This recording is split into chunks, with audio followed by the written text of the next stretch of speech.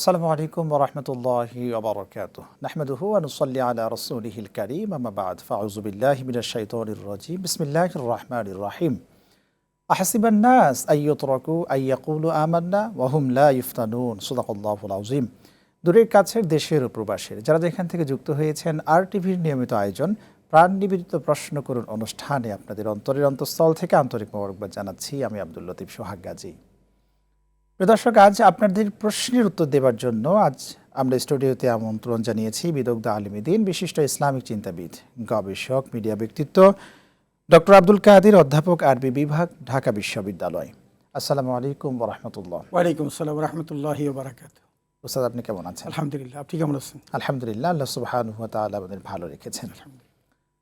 দর্শক, আজকের মেহমানের সাথে আমরা পরিচয় হলাম। আজকের যে আলোচ্য বিষয় আমরা রেখেছি, আজকের মোস্ট ইম্পর্টেন্ট, গুরুত্বপূর্ণ একটি বিষয়, সেটি হলো দারিদ্র্য বিমোচনে ইসলামের ভূমিকা। এ বিষয়ে প্রশ্ন করুন এবং একই সাথে টিভি স্ক্রিনে একটি ফোন নাম্বার দেখছেন, সে নম্বরে ফোন করুন। জীবন ঘনিষ্ঠ নানা ধরনের প্রশ্নগুলো রয়েছে, সেই প্রশ্নগুলো করুন। আমরা কোরআন, সুন্নাহ এবং বিজ্ঞান ভিত্তিক আপনাদের প্রশ্নের উত্তর দেবার চেষ্টা করব ইনশাআল্লাহ। জি আলহামদুলিল্লাহ, আজকের যে গুরুত্বপূর্ণ একটি বিষয় নিয়ে আমরা এসেছি সেটি হলো দারিদ্র্য বিমোচনে ইসলামের ভূমিকা। প্রথম যে প্রশ্নটি আপনাকে করতে চাই যে দারিদ্র্য কি, দারিদ্র্য কাকে বলে এবং দারিদ্র্য বিমোচনে ইসলামের কি ধরনের ভূমিকা থাকে? ধন্যবাদ। বিজ্ঞ উপস্থাপক চমৎকার বলছিলেন। আসলে আমাদের প্রত্যেকেরই বিষয়টি জানা দরকার যে দারিদ্রতা কী জিনিস এবং এটা বিমোচন করার জন্য তথা এটা থেকে উত্তরণের জন্য ইসলাম আমাদেরকে কি কি পন্থা অবলম্বন করেছে। ধন্যবাদ।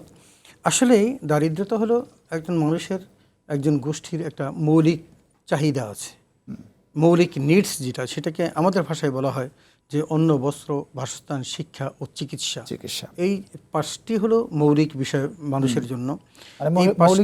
মৌলিক চাহিদা, এই পাঁচটি মৌলিক চাহিদা যে নিয়ন্ত্রণ করতে না পারে তথা এটা যোগান দিতে না পারে, তিনি কিন্তু দারিদ্র সীমার মধ্যে আছেন এবং এটাকে দারিদ্রতা বলে। তার মানে যার মধ্যে এই পাঁচটা জিনিস যথাযথভাবে বাস্তবায়ন, পাঁচটি জিনিসের অভাব অনটন রয়েছে।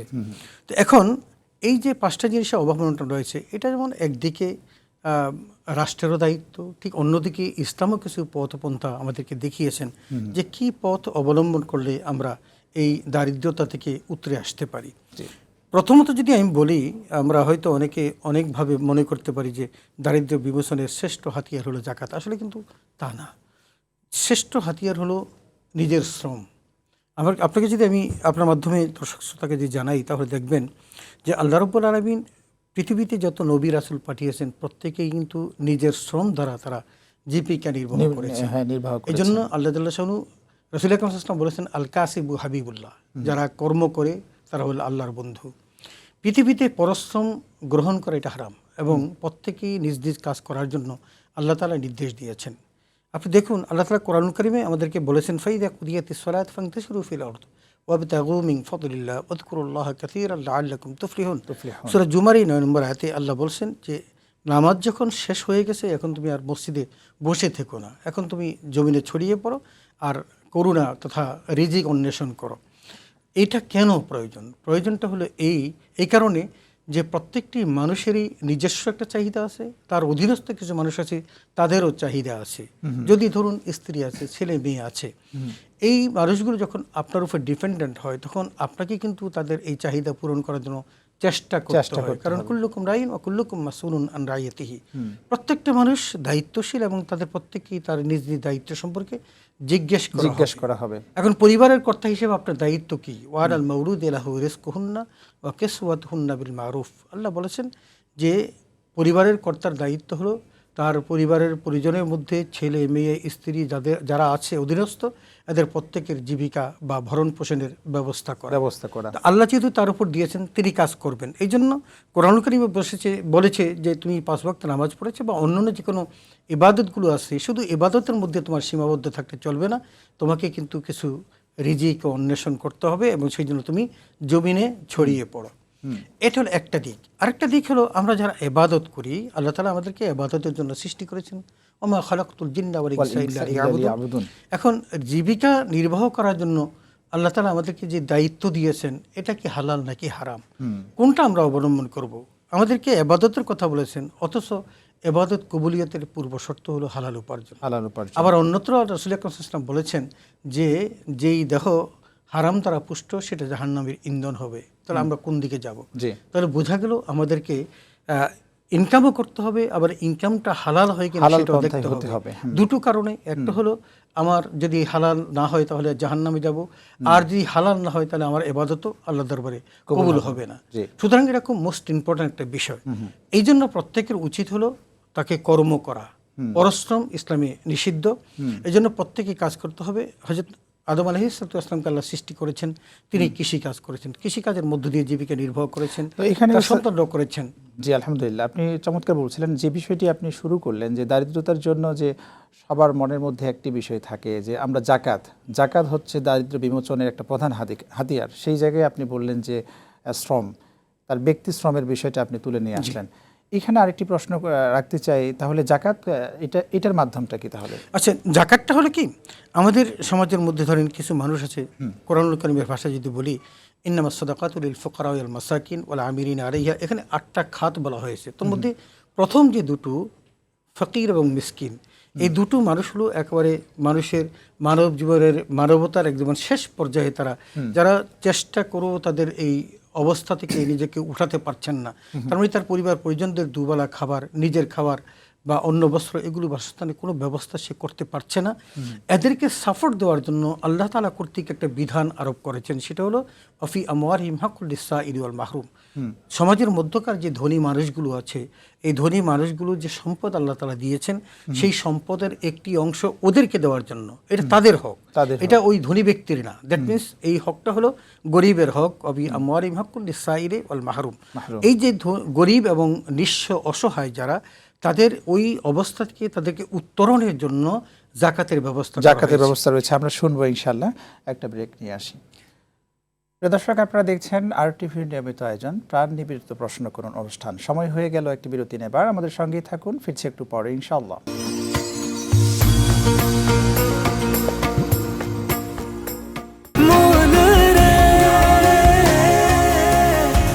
এভাবে ভরপুর বেঁচে থাকাটাই জীবন, আর জীবনের স্বাদের অনিবার্য সঙ্গী প্রাণ।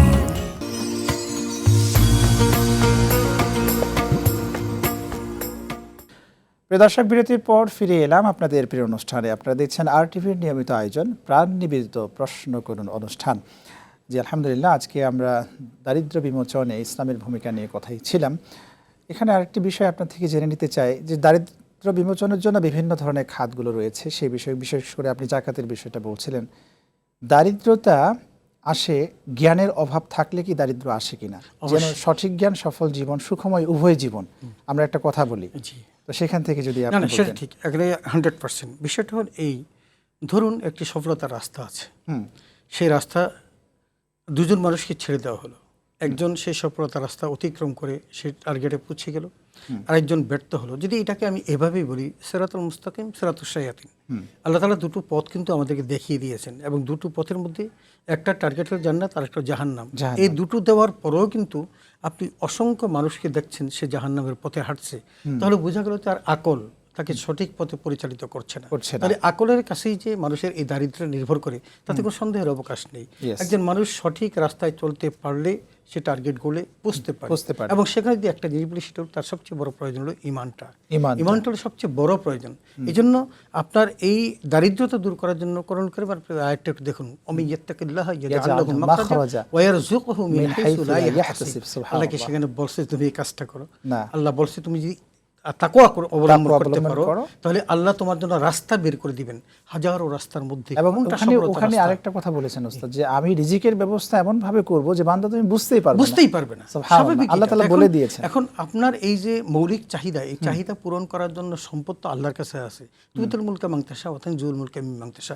পৃথিবীর সমস্ত মানুষকে আল্লাহ তাআলা তো এই পথেই হাঁটাচ্ছেন, যে আল্লাহ দেন বলেই সম্পদ, আল্লাহ নেয় বলে তার সে নিঃস্বতা, দারিদ্রতা। এখন আল্লাহ অনেক মানুষকে সম্পদ দেন, আবার অনেককে সম্পদ কেড়ে নিয়ে তাকে আল্লাহ কি করেন, পরীক্ষা করেন। ওয়ালানাবলুওয়ান্নাকুম বিশাইইম মিনাল খাউফি ওয়াল জু'i ওয়ানাকসিম মিনাল আমওয়ালি ওয়াল আনফুসি ওয়াস সামারাত, এই যে রাস্তাটা, এই রাস্তাটাকে ওভারকাম করার জন্য কিন্তু তার জ্ঞানের প্রয়োজন, ইমানের প্রয়োজন। ইমানের প্রয়োজন। আপনি যদি ওই মুহূর্তে যদি সবর করতে না পারেন, কারণ সবর কিন্তু ইমানের একটা অংশ।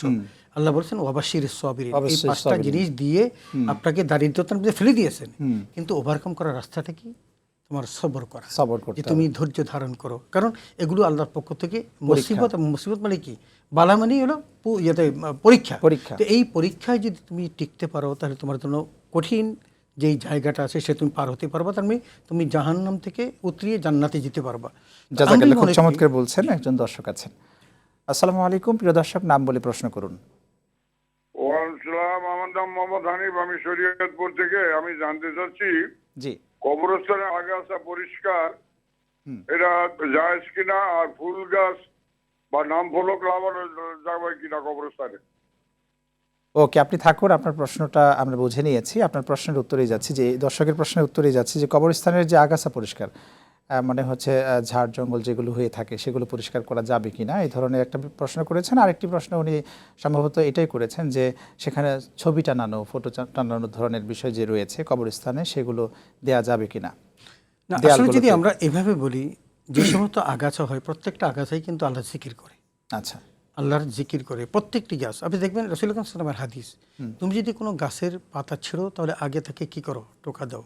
কাঠুরিয়াদেরকে বলেছেন, তোমরা যদি কাঠ কাটতে যাও তাহলে আগে বিসমিল্লাহ বলে 3 বার টোকা দাও, সে তার জিকির বন্ধ হবে, তারপর তুমি গাছ কাটবে। তাহলে প্রত্যেকটা জিনিসের একটা শরী বিধান আছে। তো শরী বিধানটা কেন?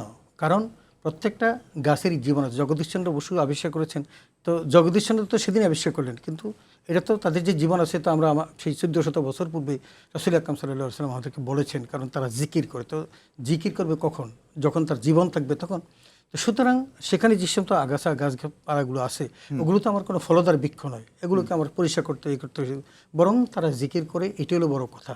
হ্যাঁ, যদি সেখান থেকে যদি পরিষ্কার করতে হয়, তাহলে সেখানে যেই শরী বিধান আছে সেই বিধান মোতাবেক করতে হবে, তবে না করাটাই উত্তম। কিন্তু এখানে ওস্তাদ আরেকটা বিষয় আপনার থেকে জেনে নিতে চাই। ধরেন যে এমনভাবে একটা জঙ্গল তৈরি হয়ে গেল, সেখানে অনেকটা স্পেস নিয়ে আছে, তাহলে সেটা কি পরিষ্কার করবে? অবশ্যই করতে হবে, অবশ্যই করা যাবে, তবে চেষ্টা করতে হবে যে ওই জায়গাগুলো, যেমন কারো কবরস্থান অনেক বড় করে করে রাখা হয়েছে, ওখানে অন্য কাউকে এখনো কবরস্থ করা হয় নাই, সেই জায়গাটা জঙ্গল হয়ে থাকে, তাহলে সেটাকে কিন্তু পরিষ্কার করে রাখতে হবে। একজন দর্শক আছেন, চমৎকার বলছিলেন।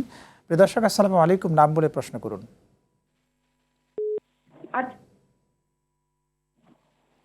কথা বলেন। আসসালামু আলাইকুম, নাম বলে প্রশ্ন করুন। হ্যাঁ হুজুর, আমি হচ্ছে মসজিদে নামাজে যাই, ঠিক আছে, জুমার পরে। তো আসলে মেয়েরা মসজিদে জুমার নামাজ কিভাবে আদায় করবে, এটা মানে বিস্তারিত জানাবেন। আর আরেকটা প্রশ্ন, সেটা হচ্ছে একটা মানুষ যদি রেগুলার স্বপ্নে দেখে যে সে স্কুলে যাচ্ছে, তো এটা কি কোনো ভালো দিক বা খারাপ দিক আছে কিনা সেটা একটু মানুষটার জানাবেন। বয়স কত? মানুষটার বয়স কত যে রেগুলার স্বপ্নটা দেখছে? বয়স 25। ওকে, আপনি থাকুন আমাদের সাথে, আপনার প্রশ্নের উত্তরগুলোতেই যাচ্ছি। জি ওস্তাদ, যে উনি জুমার নামাজ যদি হচ্ছে মসজিদে গিয়ে পড়ে, সেই ক্ষেত্রে পড়ার বিধানটা কি মহিলাদের ক্ষেত্রে? এখানে মহিলাদের ক্ষেত্রে আসলে যে আমাদের দেশে এখন তো অনেক মসজিদ আছে, আমি বিদেশে বহু জায়গায় দেখেছি যে মসজিদে, প্রত্যেকটা মসজিদেই মহিলাদের জন্য একটা আলাদা ব্যবস্থা আছে। আমাদের দেশে কিন্তু অনেক মসজিদ এখন নতুন করে তৈরি হচ্ছে, যেগুলোতে মসজিদে মহিলাদের আলাদা ব্যবস্থা আছে। তো সেখানে নামাজের বিধানটা হলো পুরুষ এবং মহিলার মধ্যে সামান্য ব্যবধান, তবে সেটাকে খুব বেশি অনেক বড় ব্যবধান যে তা না। তো রাসূল আকরাম সাল্লাল্লাহু আলাইহি ওয়াসাল্লাম বলেছেন, সল্লু কামা রাআইতুমুনি উসাল্লি, নবীজিকে যেভাবে নামাজ পড়তে দেখেছি সেভাবে পড়া। এখন শারীরিক গঠনের কারণে সামান্য কিছু কিছু ব্যত্যয়, যেগুলো ফরজ ওয়াজিবের ক্ষেত্রে নয়, তো সেই ক্ষেত্রে এগুলো আমরা যেভাবে রাসূল সাল্লাল্লাহু আলাইহি ওয়াসাল্লাম বলেছেন ঠিক সেভাবে আমরা নামাজ পড়বো। নামাজের মধ্যে খুব বেশি বিতর্কর কোনো বিষয় নেই, শুধু শারীরিক গঠনের জন্য যেগুলো আমাদের অবলম্বন করা দরকার, সিজদার ক্ষেত্রে, রুকুর ক্ষেত্রে, এগুলো ছাড়া অন্য কোনো সমস্যা নেই। যে আমরা যখন রুকু সেজদা করি সেই সময় যে হাত উঁচু নিচুর যে একটা বিষয় রয়েছে, এটা আছে, এটা হলো হাতগুলো গুটিয়ে রাখা, যারা নারীদের জন্য, পুরুষের জন্য একটু ছড়িয়ে রাখা, নারীদের জন্য একটু গুটিয়ে রাখা, এটা হলো সেজদার সময় এবং রুকুর সময় এই বিধানটা আছে। দ্বিতীয় প্রশ্নটা, দ্বিতীয় কি প্রশ্ন ছিল? দ্বিতীয় প্রশ্নটা উনি আমাদের থেকে জানতে চেয়েছেন যে বয়সের ক্ষেত্রে যখন একজন স্বপ্নে দেখেন যে, কথাটা বলছিলেন যে, আচ্ছা স্বপ্নের বিষয়টা আমি একটু বলি। স্বপ্নে উনি হচ্ছে স্কুলে আসা যাওয়ার বিষয়টা, যে উনি স্বপ্ন দেখছেন যে উনি স্কুলে যাচ্ছেন, স্বপ্ন দেখছেন স্কুলে এখানে আমি যাচ্ছেন। এটাকে দুই ভাগে ব্যাখ্যা করব। প্রথমত ব্যাখ্যা যেটা, সেটা হলো স্বপ্ন ভালো কি মন্দ এটা নির্ণয় করার জন্য ইমাম জুহরি একটা ফয়সালা বলেছেন। সেটা হলো এই, কোনো ব্যক্তি যদি স্বপ্ন দেখেন এবং স্বপ্ন থেকে ঘুম থেকে জাগ্রত হওয়ার পর যদি তার মনে হয় যে স্বপ্নটা ভালো, তাহলে স্বপ্ন ভালো। আর যদি মনে হয় স্বপ্নটা খারাপ, তাহলে সেখানে তাকে কিছু সাদাকা দেওয়ার জন্য বলা হচ্ছে। এটা হলো সহজ পন্থা। আচ্ছা, আমার কাছে মনে হলো স্বপ্নটা দেখছি, খুব ভালো একটা স্বপ্ন দেখেছি, আমার মনে হয় ভাগ্য ভালো, এতটুকুই। কিন্তু স্বপ্নের বৃত্তান্ত সকলের কাছে বলতে নিষেধ আছে। আচ্ছা, সবার কাছে স্বপ্নের কথা বলা যাবে না। যেহেতু ইনি নিয়মিতই স্বপ্ন দেখছিলেন এবং স্কুলে যাচ্ছেন শিক্ষা অর্জনের জন্য, সেখানে শিক্ষা অর্জনে যাচ্ছেন, তাহলে তার এলএম চর্চা করার একটা ভালো স্বপ্ন দেখছেন। ভালো স্বপ্ন দেখছেন এবং সেখানে এলএম চর্চার দিকে তাকে আগ্রহান্বিত করা বা তাকে ডাকা হচ্ছে, এমনটি মনে করা হচ্ছে। জাযাকাল্লাহ, খুব চমৎকার আপনি বলছেন। আপনার কাছে ফিরবো ইনশাল্লাহ। প্রিয় দর্শক, আপনারা দেখছেন RTVর নিয়মিত আয়োজন প্রাণ নিবেদিত প্রশ্ন করুন অনুষ্ঠান। সময় হয়ে গেল আরও একটি বিরতি নেবার। আমাদের সঙ্গেই থাকুন, ফিরছি একটু পরে ইনশাল্লাহ।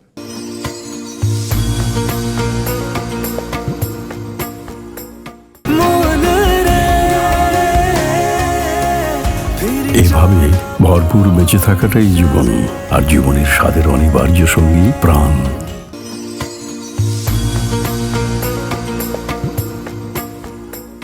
প্রিয় দর্শক, বিরতির পর ফিরে এলাম আপনাদের প্রিয় অনুষ্ঠানে। আপনারা দেখছেন RTVর নিয়মিত আয়োজন প্রাণ নিবেদিত প্রশ্ন করুন অনুষ্ঠান। আজকের এই অনুষ্ঠানে আমরা আলোচনায় আছি দারিদ্র বিমোচনে ইসলামের ভূমিকা। এই বিষয়ে আলোচনা করছেন আমাদের সকলের প্রিয় প্রথিতযশা ডক্টর আব্দুল কাদের স্যার।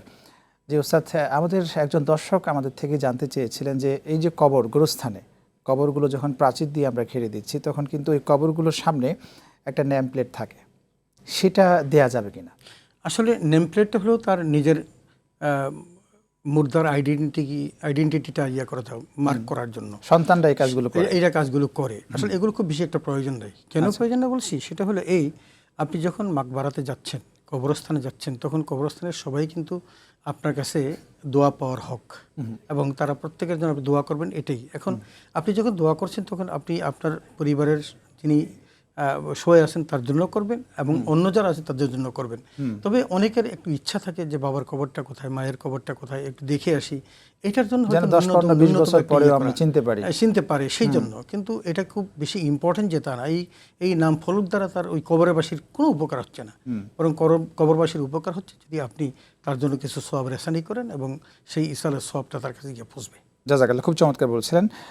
এই পর্যায়ে যে প্রশ্নটি আপনার থেকে জেনে নিতে চাই যে আমরা তো যখন দারিদ্রতার মধ্যে থাকি, মানুষ শুধু মনে করেন আর্থিক টাকা পয়সা এটা নেই, এই জন্য আমাদের হচ্ছে এটাই মনে করেন আর কি সাধারণ মানুষ। কিন্তু জ্ঞানী না হওয়া, এটা কি দারিদ্র কিনা? এটা সবচেয়ে বড় দারিদ্রতা। আচ্ছা, একজন দর্শক আছেন। জি, আসসালামু আলাইকুম। প্রিয় দর্শক, নাম বলে প্রশ্ন করুন। হ্যালো, আসসালামু আলাইকুম। ওয়ালাইকুম সালাম, প্রশ্ন করুন। আমার প্রশ্ন হলো, ওযু ছাড়া কি তাসবিহ তেলাওয়াত করা যাবে কিনা? ওযু ছাড়া কোরআন তেলাওয়াত করা যাবে কিনা? ওকে, কোরআন না তাসবিহ, কোনটা বলেছে? তাসবিহ। ওকে, আপনি থাকুন আমাদের সাথে। ওযু ছাড়া তাসবিহ, যেটা আমরা জপি, তাসবিহ। ধন্যবাদ। আসলে ওযু ছাড়া শুধু তাসবিহ না, কোরআনও তেলাওয়াত করা যাবে। কোরআন তেলাওয়াত করা যাবে। শুধু যদি অপবিত্র থাকে তাহলে কোরআন স্পর্শ করা যাবে না। আল্লাহ কোরআন করে বলছেন লা ইয়ামাসসুহু ইল্লাল মুতাহহারুন। কিন্তু উনি তাসবিহর কথা বলছেন। তাসবিহর কথা বলেছেন, তাসবিহ পড়া যাবে, তাসবিহ পড়তে কোনো সমস্যা নেই। আচ্ছা আচ্ছা, জাযাকাল্লাহ। আরেকটি প্রশ্ন ওস্তাদ, যে আমরা যখন দারিদ্রতার মধ্যে থাকি, অনেকে চুরি চামারি করে সম্পদ অর্জন করে, মানুষের সম্পদ চুরি করে, তো সেই ক্ষেত্রে মানে ইসলাম এই দৃষ্টিভঙ্গিকে কিভাবে দেখে? আপনি যে কথা বললেন যে আমি মূর্খতার কথাটা আপনি আগে বলেছিলেন। আচ্ছা, মূর্খতার সবচেয়ে বড় মূর্খতা হলো, মানুষের সবচেয়ে বড় দারিদ্রতা হলো মূর্খতা। দারিদ্রতার চেয়ে বড় মূর্খতা আর কিচ্ছু নেই। এখন একটু দেখুন, একজন মানুষের সবচেয়ে বড় টার্গেটটা হলো জান্নাতে যাওয়া। সে জান্নাতে যাওয়ার অন্তরায় যে কাজগুলো আছে, সেই কাজগুলো যিনি করেন তিনি সবচেয়ে বড় মূর্খ। এবং তিনি যদি সত্যিকার অর্থে শিক্ষিত হতেন, শিক্ষিত বলতে যদি তিনি সচেতন হতেন যে এই কাজটা করলে আমি জাহান্নামে যাব, তাহলে এই কোশ্চিনকাল তিনি করতেন না, আমার বিশ্বাস। এখন সেই কাজটা কারা করছেন? আমাদের সমাজের বহু লোক আছেন যারা অন্যের সম্পদ তারা লুটে পুটে খাচ্ছেন, এবং বাড়ি গাড়ি বিত্ত বৈভব সকল কিছুর জন্য তিনি সব বিকিয়ে দিচ্ছেন, এবং কি তার নিচের অস্তিত্ব পর্যন্ত বিকিয়ে দিচ্ছেন এই অর্থ সম্পদ অর্জন করার জন্য। অথচ এই মানুষটি চক্ষু বন্ধ করার পরে এই সম্পদগুলো ভাগাভাগি করার জন্য তার সন্তানরা বেকুল হয়ে পড়ে, তার কোনো উপকারে আসছে না, বরং সে যে অন্যায়ভাবে সে কী করছে, অন্যের সম্পদ লুট করেছে, এই জন্য কাল কিয়ামতের মাঠে থেকে জাহান্নামে যেতে হবে। রাসূল আকরাম সাল্লাল্লাহু আলাইহি ওয়াসাল্লাম বলছেন যে মানিল ইফলাস, সাহাবীদের প্রশ্ন করলেন নিঃস্বকে, নিঃস্বের যদি ডেফিনেশনটা আপনি শুনেন তাহলে দেখবেন যে কত বড় মূর্খ সে। বলে যে ওই ব্যক্তি নিঃস্ব যেই ব্যক্তি আল্লাহর সমস্ত কাজ করে আসার পর আল্লাহ তাআলা থেকে বলেন যে তুমি জান্নাতি। লোকটা জান্নাতের দিকে যাচ্ছে, প্রতিমধ্যে তার দুনিয়ার যার কাছে যে যিনি যার হক নষ্ট করেছে তারা যখন দাঁড়িয়ে গেল এবং তার কাছ থেকে তাদের সমস্ত নেকামল দিয়ে তার কাছ থেকে তার পাওনাগুলো বুঝে নিল এবং তখনও তার শেষ হয় নাই, শেষ পর্যন্ত ওই মানুষের পাপগুলো সে গ্রহণ করলো, জাহান্নামের ফেরেশতা তাকে ধাক্কা দিয়ে। দর্শক আছেন, জি আসসালামু আলাইকুম, প্রিয় দর্শক নাম বলে প্রশ্ন করুন। আসসালামু আলাইকুম, প্রশ্ন করুন। হ্যালো, হ্যাঁ শুনছি আপনাকে, প্রশ্ন করুন। ওয়ালাইকুম আসসালাম। আমি ওই যে স্যারের কাছে জানতে চাচ্ছি, স্বপ্নে আমার বাবা মাঝে প্রায়ই আমাকে টাকা দেয়, এটা কি খারাপ দিক না ভালো দিক? স্বপ্নে আপনার বাবা কি বেঁচে আছেন? না, মারা গেছেন আমার বাবা। ওকে, স্বপ্নে আমার বাবা মাঝে আমার কাছে আসেন এবং জি আপনি থাকুন আমাদের সাথে, আপনার প্রশ্নের উত্তরে যাচ্ছি। জি আপনি প্রশ্ন শুনেছেন, কি বলেছিলেন? উনি বলেছেন স্বপ্নে ওনার বাবা ওনাকে টাকা দেয়, স্বপ্নে। আচ্ছা, না এটা খারাপ কিছু না, খুবই সংক্ষেপে শুনতে চাচ্ছি। খারাপ কিছু না, তবে আপনি আপনার বাবার জন্য দোয়া করবেন, এটার সবচেয়ে বেশি প্রয়োজন। কারণ তিনি কবরবাসী, তিনি আপনাকে কিছুই দিতে পারবেন না, কি আপনার জন্য অনেক কিছু দেওয়ার আছে। সুতরাং তার জন্য আপনি দোয়া করুন, বলবেন রব্বি রাহমহুমা কামা রাব্বায়ানি সগীরা, এটা খুব বেশি প্রয়োজন। আর আপনি যদি মনে করেন যে বাবা টাকা দিচ্ছে আপনি খুশি হচ্ছেন, এতটুকুতেই থাকেন, আপনি খুশি থাকেন, বাবার জন্য কিছু সাদাকা করেন, এটাই হলো আপনার কাজ। এগুলো কারো কাছে বলার প্রয়োজন নেই। এবং আপনার কাছে যদি মনে হয় যেন স্বপ্নটা ভালো তো ভালো, আর যদি খারাপ মনে হয় সাদাকা করে। অ্যাকচুয়াল তার জন্য তার বাবা নিঃসন্দেহে দোয়া করছেন, নিশ্চয়ই দোয়া করছে, এবং দোয়া রেখে গিয়েছেন। নিশ্চয়ই চমৎকার আপনি বলছিলেন, আপনাকে অসংখ্য ধন্যবাদ আজকে আমাদেরকে সময় দেওয়ার জন্য। ধন্যবাদ আপনাকে, ধন্যবাদ আরটিভির সকল কলাকুশলীকে যারা এই স্পন্সর করে এই কথাগুলো বলার সুযোগ করে দিলেন। আল্লাহ তাদের হায়াতে বারাকা দান করুন, ব্যবসায়ী তারাক্কি দান করুন। শুকরান। প্রিয় দর্শক, এতক্ষণ আপনারা দেখলেন আরটিভির নিয়মিত আয়োজন প্রাণ নিবেদিত প্রশ্ন করুন অনুষ্ঠান। আজ এই পর্যন্ত, আগামী পর্ব দেখার আমন্ত্রণ জানিয়ে বিদায় নিচ্ছি। রব্বে কারিম সকলকে ভালো রাখুন, সুস্থ রাখুন, রাখুন নিরাপদে। আল্লাহ হাফেজ। আসসালামু আলাইকুম ওয়া রাহমাতুল্লাহি ওয়া বারাকাতুহু।